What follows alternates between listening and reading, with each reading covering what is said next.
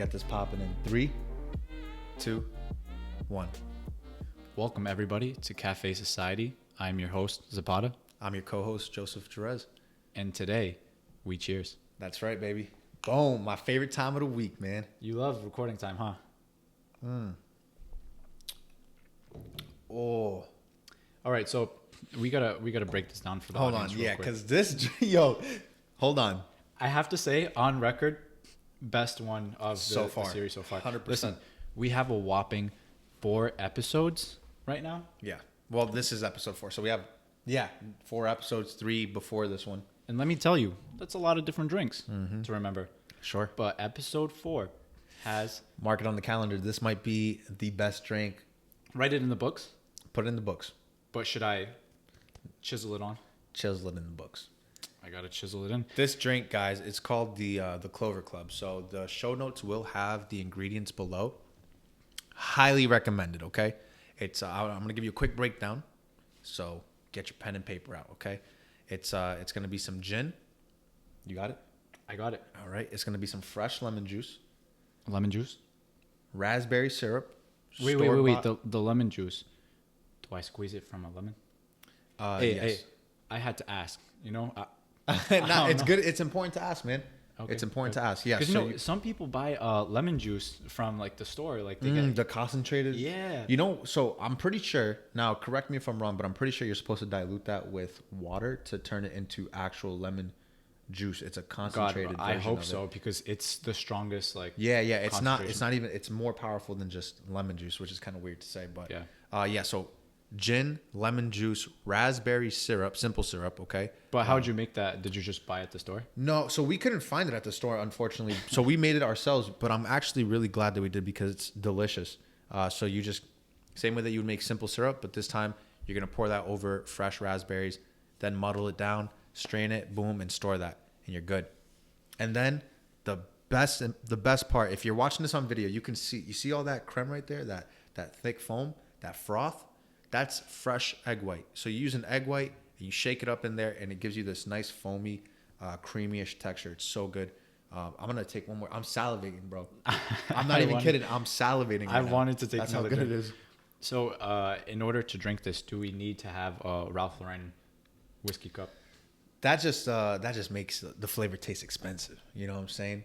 If you want to live that luxurious lifestyle, then I recommend it. I want to talk about that because we were. Did I tell you about that Vox video that I was watching with the different wines? No. I don't So think you did. essentially, Vox takes some people in. They have them sit down blindfolded, and they did some taste testing with 3 different wines in terms of expensiveness. And oftentimes, the middle ranged price, which ranged from like $15 to $20 or something like that. Cheap was like anywhere from $8 to $12, whatever. Sure. Expensive was 40 plus. Okay. Whatever. Yeah, and up there. If you're buying a bottle of wine at a store, that's a hefty price. Yeah, and oftentimes the middle one won the round blindfolded. But when people found out that the expensive one was the one they didn't even like, they were still like, can I finish that? Like the expensive one, you know? Hey, gotta get your money's worth. That's right, baby. I don't know. I think it's not so much about taste, but it's about... It's a mental thing as well. I think there's definitely 100%. a placebo effect that people put on, items of luxury. Like the truth is, this is a nice rocks glass, right? I could get, a ton of other glasses and they'd probably serve the same purpose. But I do believe that with a higher crystal, right, it takes away less from the taste of the cocktail and you get the purest form of the cocktail. So I'll say the same thing with wine. If you've ever had the stemless glass, you're heating up that wine so much. you're just holding it. Yeah. You're yeah. legit just a stove for that wine, and it just dilutes all the taste. That's facts. Yeah. Speaking of wine, okay, because now that we're here in Los Angeles, this is going to be the first year away from my family during the holidays. And I'm just thinking about, like, my favorite was going to my dad's, you know what I'm saying, chilling, having some wine with the fam and chilling. How do you think you're going to take, like, being away from your family for the holidays? We actually had that discussion, right, deep together. I got Maria to talk with me. I got my parents, the situation with my brother, how we're kind of living with him and whatnot. And we all kind of collectively came to the conclusion it probably wasn't the safest thing to do. for you to go in the mix and now possibly. Yeah, especially because Maria coming down from Europe, and then from us coming from LA to Back to Rhode Island, yeah, the East Rhode Coast, Island. yeah. And No, then, that's a lot. That's a lot of interactions happening between her coming from Europe to LA, yeah. and then you guys both going from LA to Rhode Island. And if you want to be technical, there's Yeah. a whole lot of guidelines, or I don't think they were passed as laws per se, right? Mandates. Saying you got to quarantine in one place, even if some states, if you have a negative test, you still got to do it. If you have positive test, definitely got to do it. You know what's crazy? In Canada, you have a mandatory 2-week quarantine. The police will literally text you and email you. They text you and email you to make sure that you're at home every day. They'll just text you randomly, hey, are you at home type shit? And just imagine that level of like security, so to say, but it's also like an invasion of privacy at that point, because like now I gotta give, it's very controlling. I don't know, that messes me up, but I do know, right, that it's important if people have made that choice to go home for the holidays, that they do it safely. Yeah, that's the best. Like if you can drive, and that way you have as little interaction as possible with people, like do that. Drive home. If it's 2-3 hours, like that's worth it instead of flying, an hour flight. And just take the drive. Now that we're talking about flights, we flew across the country. Yeah, to get here, I mean, I feel like they didn't give a fuck. I feel like they're just like, literally, right, we hopped on that. I honestly, it might as well have been a taxi ride just across the country. Dude, there was no extra steps of security to make sure that I was flying fever free. You know what I mean? Like, I don't even think that they did a health screening at all. They didn't record our temperature. And listen, they didn't, right? This is not to knock any of the airports that we traveled No, through. it is what it is. If you do the math, right, you could probably figure out where we flew through, whatever, but it's not to knock anybody down. We're just telling the story of what we went through, and what we experienced, which was, it was like as if you were just about to take a... It was a normal flight, bro. Even honestly, almost even, it felt even more calm, like not calm, but relaxing or chill. I definitely think it was relaxing or calm, however you want to put it, because there was less people in the airport. There was also space between the seats. Like that was low key nice, like having that middle seat open, dude. But I don't recall them taking our temperature. Like, my past employer did more steps of prevention, I feel like, than the airport did. You know what I mean? They recorded temperature before you stepped in. They had to check you to make sure you were good. They had masks on deck, in case anyone needed it. Yeah. And they were constantly wiping everything down. Now, I know from what I've read and from what I've heard from flight attendants is that they are wiping down between flights. I believe that. They've changed the filters that they use for the air circulation in the actual, I was about to call it a bus, in the actual airplane itself. But not checking to see if someone is sick before they even step in there kind of seems pointless. You know what I mean? Like, you could do all that, but now if you're putting someone in this closed space and they have a fever or they're not feeling well and they potentially have anything like that, it's like you just invited them into that sanctuary. Would you possibly have well, if you were to do a system today, like how would you think it through? Would you have like a negative test before even domestic flights? Yeah. So my mom, she was supposed to go to Puerto Rico, right? This was like around the start of the pandemic. And they were actually requiring that she has a negative test between 72 hours between her departure date, which I think was really cool. You know what I mean? Because it's like, all right, they're not asking you to quarantine for 2 weeks, go on vacation, come back, and then quarantine 2 more weeks, because that's a lot of time. You're talking about taking a month and a half off just to even be able to relax. Go. Yeah. But what they're asking is like, all right, you tested negative within 3 days of this flight. You're good to hop on this flight. What you do when you come back, that's up to you. You know what I mean? But at least we know that you left negative. Yeah, I'm going to leave that up to that. I'm going to let the officials handle that. For sure. All I know is in terms of what I'm going to do now that I'm going to have a little time away, I've, thought about this. And in terms of being able to spend time with the family but away, of course it's going to be online. But there's been a lot of interesting things, different games that you could probably play online with your family. Yeah. Yeah, that's right. Through Zoom, they actually, like, with just screen sharing, you could screen share and play games together. Or I've even seen people like just playing card games with their parents and stuff. Like, Dude, I've seen. Have you heard of a quiz duel? No, I haven't. Because Maria and I will actually play that once in a while, and it's like you both hop on, and it's, I don't want to say charades. It's like a multiple choice. You hop on and they ask you like different topics, and then if it's like, you select history, then you both got to go through the same. Hold on. I'm gonna.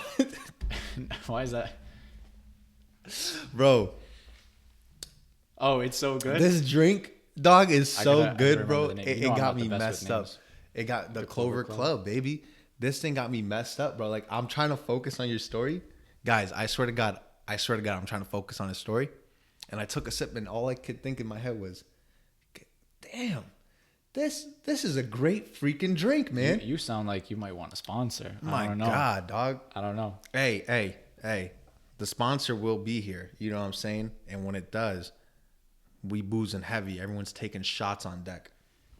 I definitely want to get sponsorship money. That's for sure. Yeah. We'll get into sponsors. We'll talk about that. But I want you to finish. So Quiz Duel allows you to over Zoom. No. So I mean, like it's just a game that you can play online, and there's like an ID, so you could send it over to friends. But I don't. Have you played Game Pigeon like with on iPhone? On the iMessages. Yeah, dude, that goes crazy. It does go crazy. Face me in billiards.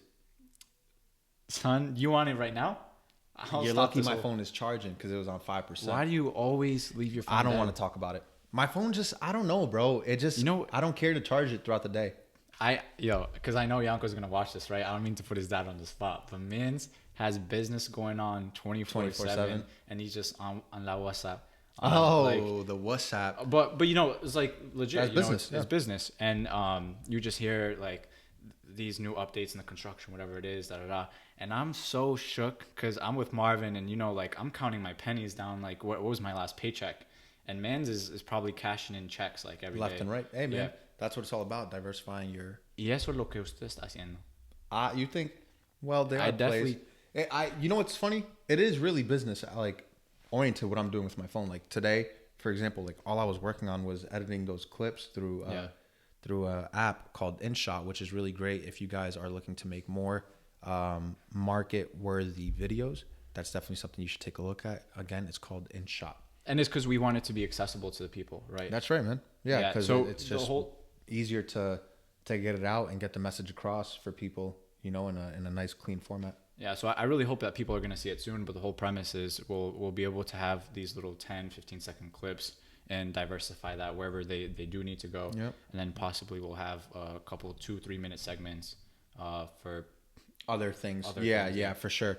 But imagine if you didn't have the chance to even do that. Like if your phone was just dead all the time. Bro, imagine if there was no more phones. Like, imagine. Wait. Like, are you talking about no electricity, or are you saying like we just never invented the phone again? So we know what it's like to have the phone, right?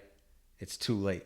But now some catastrophic EMP goes off and just obliterates all of our electronics. No more electronics. You play a lot of Call of Duty, huh? I play Call of Duty sometimes here and there. If anyone wants to add me on Xbox, I know I'm not as rich to have a PS5 or anything. Hey, I don't have a PS5 either, so don't be looking at me. Yeah, I saw you on StockX. I saw you talking to the resellers. That's cap. I saw you talking to Cream Kicks. Nah, son. Cream Kicks would hook it up. Shout out to Cream Kicks. But, facts. But no, imagine though. You ever watched the show Revolution? I don't know if you remember that show. It was either CBS or something like that. Yeah, like one of those type of show like networks. But it was called Revolution, and what happens is the premise of the show is that something like that goes off, an EMP, no more electricity in the entire world, and people have to figure out how to survive again through mechanical builds, through steam, through heat, or just off of nature again, right? Like no more of this life that we're living. Like I don't even know what I would do, bro. Well, I don't even know what I would do. knowing like how you operate, right? If you don't even got the phone on you when we currently have electricity, I think you'd probably go first for like the mechanical car or something like that. Dude, I told you, like, my goal in life is to build a car with my son one day, right? I don't have a son yet, but when I do, I want to build a car with my son, right? Like, I want to show him, like, audience, does he have a son? all right, all right. Do we Come know? on, bro. I ain't like that, dog. Let us know in the comments. Do I have a son? If you're my son and you're watching this, go to bed. Go to bed. All right. It's late for you. Okay? It's late, dog. No matter what time you watch this. Whatever time it releases, it's late. Go to bed. But No. So you've always wanted the mechanical, or not purely mechanical, just but, the you know, mechanical car, like- but I would like to have one. No electricity, just, you build it and you let the gears do what they do. You let everything just kind of take care of itself. Because nowadays, if you have something like a Tesla, you sometimes, I don't know if you guys have caught up, but you got to reboot it. You got to reboot your car like a computer. Like a computer? Yeah. So you hold. So with the three, I know, you have those two buttons on the both sides, and you got to press them both in, and then it reboots after a couple seconds. Can you imagine that shit? You're having issues with your car, and you gotta call reboot Tesla, and you're like, I don't know what the fuck is going on with my car. People wouldn't call it Tesla; they'd they'd call be- Apple support. Facts. Son, They'd be they like, pull up. sir, have you tried turning it off and turning it back on? Yeah, I do that all the time. Have you tried rebooting it? The fuck you mean rebooting? Like, can you? What? You have to reboot a car, bro? Like, that is crazy. So it's funny, right? Because I have a lot of interest in this. I like technology. I work in for software sure. service companies, et cetera, et cetera. But if revolution goes down and electricity goes off, the EMP goes off, and you can't play Call of Duty no more, and you can't talk to your kids, I wouldn't have a car, but you would. But let's talk about this though, because for me, if I don't have like electricity per se, then maybe I wouldn't even know how to pull up to the. Or I guess I could just go on a popular highway, and I know I could just ride off of it and scrounge around for different gas stations. This actually surprised me today. So when we went on our quick errand run before we decided to shoot, and something that we've been going, there was a place that we were going. We had to go to IKEA, right? And we've been to IKEA a couple of times since we moved to LA, and I was surprised, like, you still didn't know the way to get there without the GPS. And you're like, oh, bro, like, oh, I don't pay attention. yeah, you just GPS everywhere, and that surprises me because I've just always been very aware of my surroundings, always. So like, I try to make sure I catch every detail, everything that's happening. Well, I just have difficulties keeping track of like all the different destinations, like off of one or two. I need to go about 3 or 4 times, unless it's work, and then I know that it's a place I'm going to go to every day. So I'll actually remember it the first time because I actively pay attention. But yeah, so I mean, I know I'll be resourceful. I know that I'd probably hit up once everything breaks down and society goes wild. Like, of course, you got to hit up a nature reserve or something like this and live off of the land. Weren't you almost an Eagle Scout? Yeah, so I was actually a life scout, and then I think at that time I had mad things going on, and we started hanging out, and I fucked it all up. No. All right, I was good. legitimately busy. Yeah. All right, cool. No, I'm I'm just making sure because you said I fucked up your Italian, bro. I had freshman year your Italian grade. So I had like this is gonna sound mad nerdy. I had hundreds for 3 quarters, and then we started chilling more the 4th quarter, and I had like a 70. How do I drop 30 points? Okay, I'm gonna call you out right now because on the last episode you said you had a 60. Hey, I had a 60. Was it a 60 or a 70? It was a because 60. now we got you on footage. I don't think it's me. I think it's you. You're the problem, buddy. You distracted me. Did you know that I had a perfect 35 and then chilling with you, it went up to a fucking 70, you piece of shit. I got your back. Ah, thanks, dog. You can always copy my homework. But no, dude, like, I don't know, man. I know for sure, like, you have to survive, and surviving and with everything that we know now, right, which is so much reliant on these things here, right? Like, this is what people know, and this is what people are obsessed with. It's like, how much of society is going to survive if something goes wrong? Bro, I have friends that still don't know how to cook eggs by themselves. Like, they're like, Wait. yes. Name names. I'm not dropping names. but they're grown ass people, and they're like, nah, I don't know how to cook eggs, bro. Like, I'm like, dude, like, how, I don't. It just, I don't know. It baffles me, I guess, because it's something that seems fundamental to me. Like, you got to learn how to cook. You got to learn how to build a fire. You know what I mean? Yo, shout out to my boy who I know who it is. You saw that, right? I tested him. He didn't air out your dirty laundry, so Hi, you see that? Because I ain't never that type. you just never name names.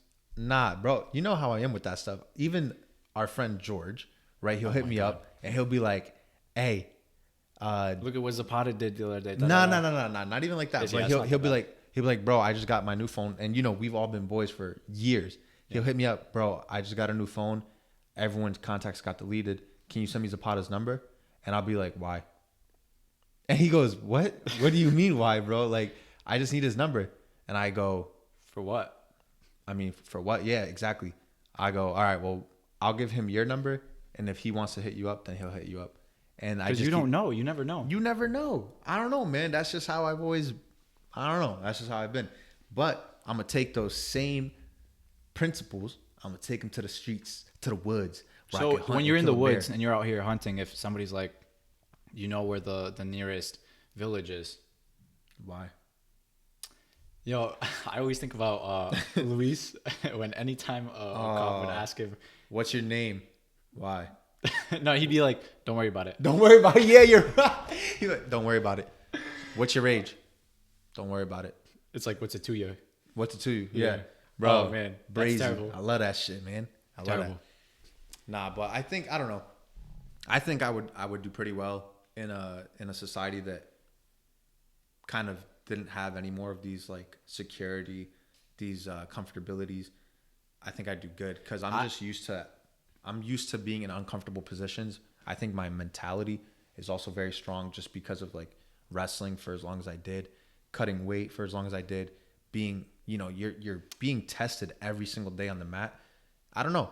You build a really strong discipline. So I thought that I would honestly have a good chance of making it out there because I know things about the wilderness and survival, but I can't keep up my hunger. Like if I get bro, hungry, you are a hungry bastard. I swear to God. I wouldn't make it.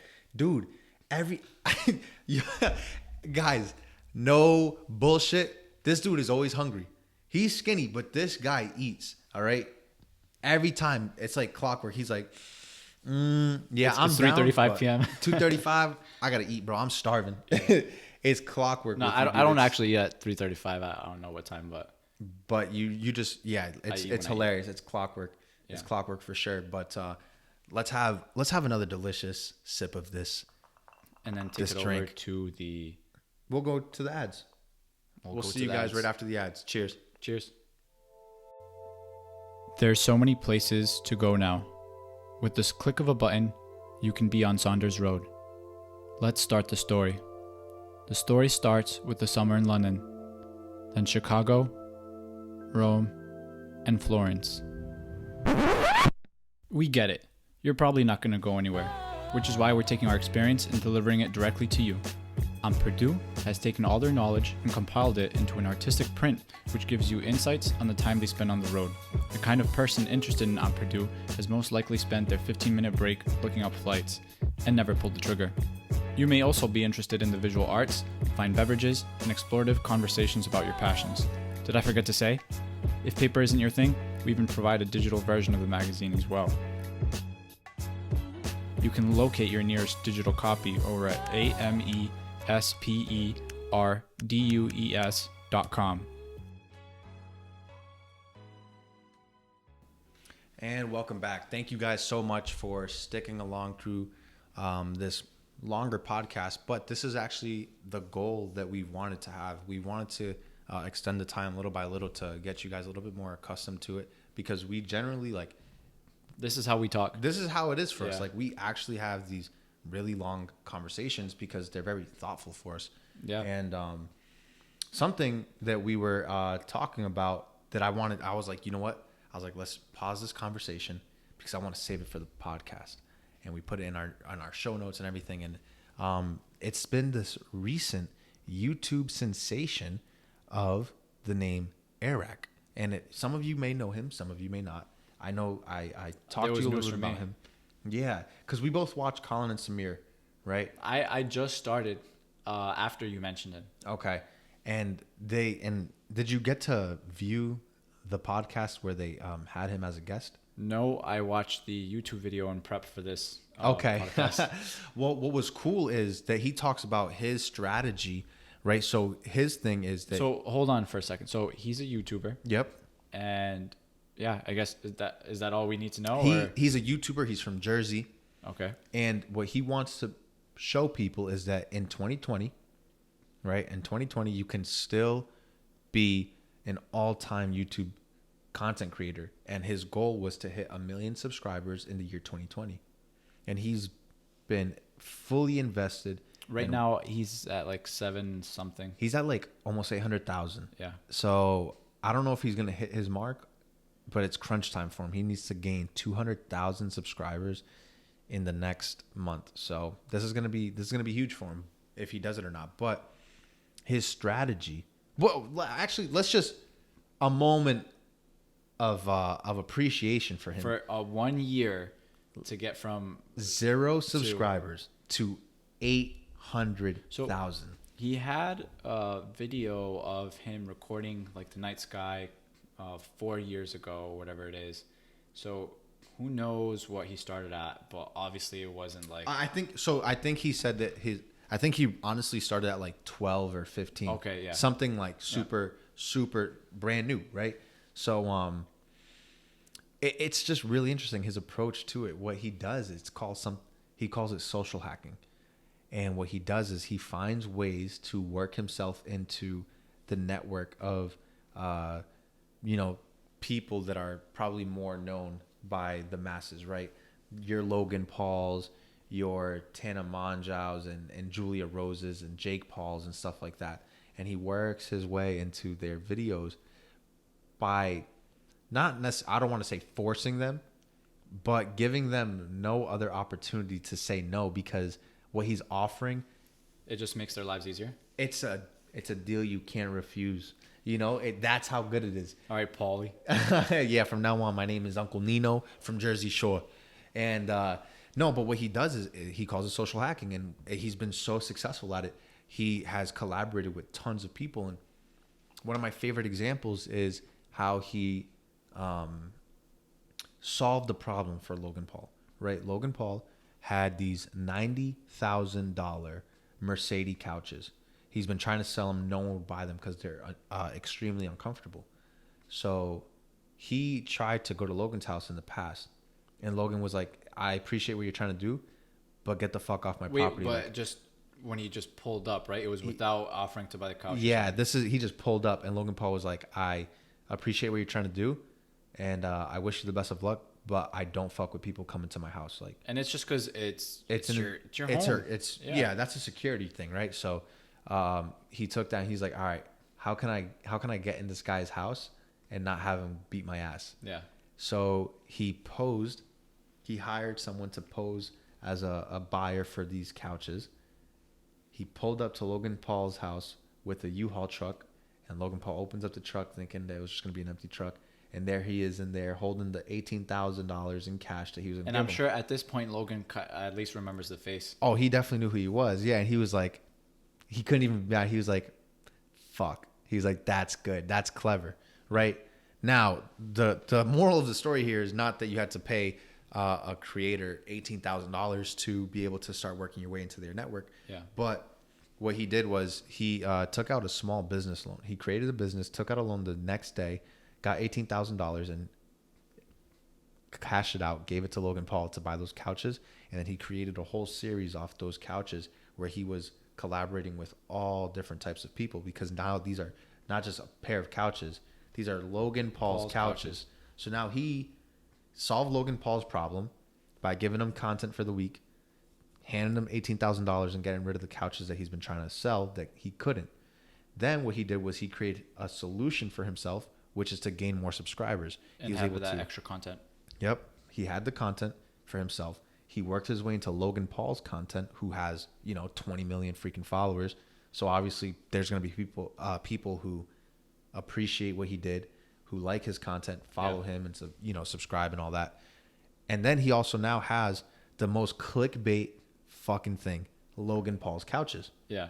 So now he's able to hit up all these other people, these other So creators. what did he do though with the couch? So he blew them up. He skydived out of an airplane with the couches. Like and, just holding them or like? they loaded it onto a airplane. They threw the couch out. He jumped out with it and a couple of other people, and the couch literally just landed in the middle of a field, and it was perfectly fine. It was not damaged at all. So he needed to do more then. That's why he blew it up. Yeah. And the first time that they blew it up, it didn't work. He had to blow it up twice. But he had the clickbait. Couches. He can hit up any of these creators now and be like, I have Logan Paul's couches. Do you want to jump out of a plane with me with Logan Paul's couches? Now, this creative that has a bigger following than him, say they have 10, 15 million, can go jumping out of a plane with Logan Paul's couches. And then full stop. And that's all they have to. Yeah. They don't even have to tag him in there because he's going to work himself into that. But he's also been known for sneaking into all different types of events and doing well. He snuck into the Mike Tyson and in LA in the Staples Center. He stuck into the Mike Tyson and Roy Jones Jr. fight, and he was on stage. Not on stage. Well, actually, he was on stage at the end of the fight while the post-fight interview was happening. Did they see him like in? He was recording, and you can see Mike Tyson and Roy Jones Jr. in the background having their interview, and it's hilarious what he does though. But it's ballsy as hell. That's wild because Jake Paul fought that night, and Logan Paul, his own brother, couldn't even go and watch his brother fight. Yeah, but he snuck in, and he snuck in his 2 or 3 friends, and had a great time.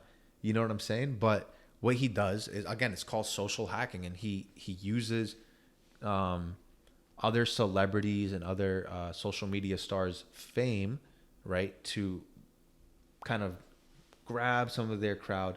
And he's not taking anyone from them, right? He's just also letting them know, those people's followers, like, hey, I'm here too. You can watch both of our content. Yeah. You know, and that's it. But his strategy for the content itself, besides the social hacking, because that's his marketing, right? That's marketing. But the content itself is more like Mr. Beast, which is something that you're familiar with, because I know you study Mr. Beast's content before. It's just he's so big. Dude, you can't not see his content on YouTube. Like it just pops up on every preferred. And I'm pretty sure we talked about this in the past, but now that I did more research and I found out, we talked about one of the most grossing in terms of like in terms of actual money made or whatever it is off of each view. It's Ryan's World, and essentially it's this kid that he like reviews toys or like plays with toys. He reviews toys. Yeah, toys. He reviews toys. And he gets like averages 20-30 million views per video. He made $20 million in like 2017. The kid is like 8 or something like that. Now he's probably like 10. 10. Yeah. That's happy a birthday, ballin' man. ass 10-year-old dude. And he has every freaking toy in the world because every company is sending it to him because they know they send it to him. They're reaching 20 million people. Hell yeah. It's freaking incredible. This kid is paid. Yeah, I want to say I hope that he has a constructive life growing up and there's no pressure or anything from always being in front of the camera and whatnot, and that they can sustain that. Yeah, but I think they could. I saw an interview with his father maybe like a year and a half ago, 2 years ago. It was like right after the reports came out, like how much he made. Yeah, and the dad was really, just really cool. Like he just seemed like. He's like, yeah, like he just loved toys. So I was like, all right, well, he might, like he always loved telling his friends about, like his little friends about the toys. He's like, I might as well just see how he can do it in front of the camera. Yeah, just show it to our other friends and post it on Facebook. And then it just kept growing and growing and growing. And now, now he's a ballin' ass 10-year-old. If you had that much money at 8 years old, 10 years old. I wouldn't even be able to understand. I had, I guess isn't like that, like out there. From like first communion, I racked up, I think like 1,000 or so. Right. And to me, I was like, wow, like I'm going to be able to go to college. Like, I don't even got to go to work anymore, dog. This is lit. Mom, I ain't doing no chores. Fuck out of here. Keep your $10. Well, so I never touched that money until I got my first Mac. So that was like okay. early high school, and makes sense, right? Going to high school, need a computer. No, not even, because you can have whatever, right? Like, you do a Chromebook, but I was always interested in Apple and developing.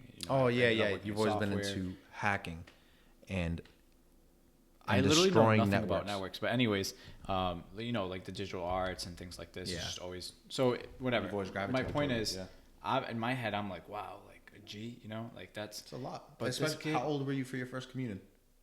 I don't know, like 8, 9, like. Yeah, so think about it. Yeah. $1,000 at 8 years old. Now imagine 20 million. 22, whatever it is, 20. Bro, In 1 year. Jesus. Yeah. But And you're expected to make that again, by the way, the following year. Yeah. But now think at his age, right? 10 years old. You're probably right. He doesn't really understand The gravity how of much, that. right? Like that is. In Or maybe he perspective. does. I don't know. Maybe he does. Yeah, who knows? But there will be a time when he does. And it's going to be soon, right? Like 13, 14. Yeah. He's going to realize, like, Dad, I'm fucking balling. I don't, like, how do you, I don't know. If I was that rich at that age, I ain't going to no, like, normal school, bro. I'm like, there ain't no time for that. I'm out here making business moves. Yeah. Get the tutor, come to the house. You know what I'm saying? Like a Ty Lopez or something, or to come over and man, Ty Lopez ain't gonna teach. Hey, he wasn't gonna teach. He ain't gonna teach me science, math, nothing. He's gonna teach me marketing. And that's what I meant. Yeah, no. He still needs to learn the fundamentals. But imagine just like, I don't know, his level of like his time is so much more valuable than the kids around him. Think about that. Sure, if it's valued by the dollar, sure. Yeah. It's like, why would I waste my time 7 hours a day in school? Like 30, like how much of that is actually productivity? Like 3 videos. Yeah, he's like, I know I need the tutor here 3 hours a day. I learn the same amount that you guys are learning in that 7 hour bullshit. And I'm gonna keep maximizing my time and my dollars. Dude, that's a different type of. Props to him if he thinks like that. Hopefully. Who knows? I would say it's still worth it for him to socialize, be in that surrounding environment and whatnot. That's facts. So yeah, we'll see. And I think what's important about that though is like when he does come to that age where he realizes it's like, we've talked about this. I mean, it's funny because we say that a lot. We've talked about this before, but that's because we have some dope ass conversations, bro. Yeah. And but like doing things with purpose and intention, right? Like is so that's important. The most important thing. I can't even stress that enough. Like being purposeful in whatever you decide to do. And I think you live that the best way. Like from the moment you wake up, like all your intentions, like I see how you operate, right? And it's like everything that you do is like there's a purpose behind it. And I think that's so encouraging. And I'm bothered if I was strayed from that. If I intended to do this today, but then I ended up doing that instead. It could literally be like, for people, they think about productivity, they think about getting work done, whether it's the chores or homework or whatever it is. I could have intended to just relax that day and kick back, and then I might end up, I don't know, recording a podcast, whatever it is. I'll be heated. So you're saying? No, I didn't. You're saying you don't. I intended to you record don't like the to podcast. record podcasts with me? Huh? All right. Well, no, my main message and my closing thoughts is do things with intention. Take the time to figure it out, what it is that you want to do, what you want to be and get into, and stay true to that and chase it like crazy. Chase it like crazy. That's facts. And just, again, like you said, like be purposeful in the choices that you make throughout the day. If you know that you have to, or that you want to get up, work out, getting up, laying in bed 20, 30 minutes, going through your phone, that is not a part of the plan. Stick to your plan by any means possible. Get up, get active. But I would say don't cold turkey it either, right? Like don't be mad at yourself if that first day you still do the same thing. But did you make any minimal adjustment there? Mm-hmm. Instead of 30 minutes, you spend 15 minutes on the phone because it was just in your head like, man, like I was watching the podcast and I had to get up. Like that's a step right there. It is. It is a step. But with that being said, guys, we are going to have ourselves another drink, and we will see you guys next time. Until then, cheers. Cheers.